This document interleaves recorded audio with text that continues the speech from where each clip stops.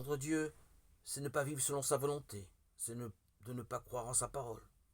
Dieu dit que c'est un péché de vivre comme les pharisiens qui rejettent les commandements de Dieu et accordent davantage d'importance à leur enseignement traditionnel. Jésus considérait les pharisiens comme des hypocrites. En quel Dieu crois-tu? Me vénères-tu? Me respectes-tu vraiment? Tu te glorifies de mon nom, mais me respectes-tu vraiment? Les gens prêtent uniquement attention à l'apparence extérieure et négligent sa parole. C'est un péché contre lui. Le pire des péchés est de négliger sa parole. Le saviez-vous que c'est là le péché des péchés? Nos faiblesses ne sont que des fautes de simples transgressions. Les erreurs que nous commettons et les torts que nous avons viennent donc de notre imperfection, ne sont pas des péchés fondamentaux, seulement des fautes. Dieu fait la distinction entre les péchés et les fautes. Ceux qui négligent sa parole sont des pécheurs, même s'ils ne commettent pas de fautes. Ils sont pécheurs contre Dieu.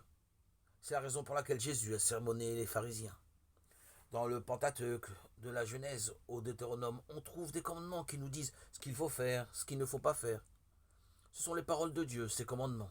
Nous ne sommes pas capables de les observer à 100%, peut-être pas capables de les observer du tout. Mais nous pouvons les reconnaître comme ces commandements, et nous les a donnés dès le commencement. Et nous devons les accepter tels qu'ils sont. Au commencement, Dieu créa le ciel et la terre. Et il dit que la lumière soit, et la lumière fut. Il a créé chaque chose et a établi la loi. Et le Verbe s'est fait chair, il habitait parmi nous, et le Verbe était chair, Jean 1, 14. Alors, comment Dieu s'est-il fait connaître à nous? Il s'est fait connaître par l'intermédiaire de ses commandements. Dieu est le Verbe, il se révèle à nous par ses commandements. Dieu est l'Esprit. Et comment appelons-nous la Bible? Nous l'appelons la parole de Dieu. Il est écrit, vous mettez de côté les commandements de Dieu pour vous attacher à la tradition des hommes. Il existe 613 articles de sa loi. Fais ceci, mais ne fais pas cela, respecte tes parents. Dans Lévitique, il est dit que la femme doit faire ceci, que l'homme doit faire cela, et ce qu'il faut faire lorsqu'un animal domestique tombe dans un fossé. Il y a 613 articles comme cela, que l'on appelle la loi. Et comme il ne s'agit pas des paroles d'un homme, nous devons y penser encore et encore.